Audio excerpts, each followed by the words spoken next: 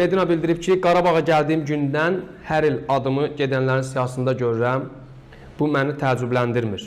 Özümü Qarabağda evimdə kimi hiss etmişəm. Özümə doğma bildiyim insanların arasında çox rahatam. Xaraktercəli insanam ki, pulu heç vaxt xoşbəxtlikdən üstün tutmuram.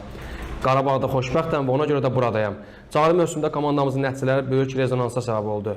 Belə də təkliflərin olması normaldır. Ancaq yenə deyirəm, bütün fikrimi Qarabağa və qazanacağım uğurlara ayırmışam. Burada xüsusilə diqqətimi çəkən, Ahmet, pulu heç vaxt xoşbəxtlikdən üstün tutmamışam. Son dönəmlər bu açıqlamanı niyə verdi? Artıq ekrana da gətirib Nizat müəllim sağ olsun. Bildirir ki, çox danışılır Qarabağdan gedəcək futbolçular. Qurban Qurbanovun bir sərt açıqlamaları var idi, menecerlərə səslənmişdi. Düşünürəm ki, sanki Medina bu açıqlaması ilə Qurban Qurbanovun o statını tamamlamış oldu. Komanda yoldaşlarına həm də bir mesaj ötürmüş oldu ki, nə badə pula satmayasınız buradakı xoşbəxtliyinizi. Qəbul etmək olar mı bu açıqlamadan o fikirləri? Futbolçu olmuşsan. Təbii ki, qəbul etmək olar.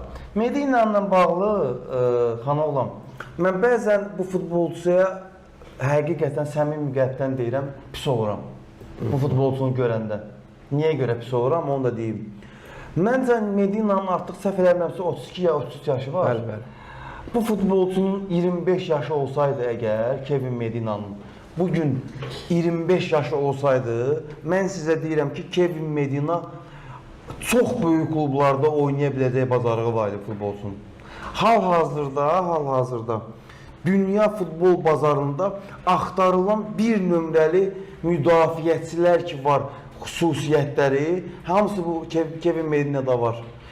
Yüksək sürət, oyun başlama, yəni bacarığı və sərtlik.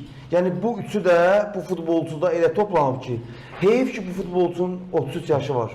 Yəni, amma Qarabağ keçdə bu məqama görə sevinə bilərlər. Bəli, mən bu futbolçunu mən sənə əminliklə qeyd edirəm. Əgər bu futbolçunun hətta 27-28 yaşı belə olsaydı, bu futbolçunu Qarabağa saxlamaq mümkün deyildi.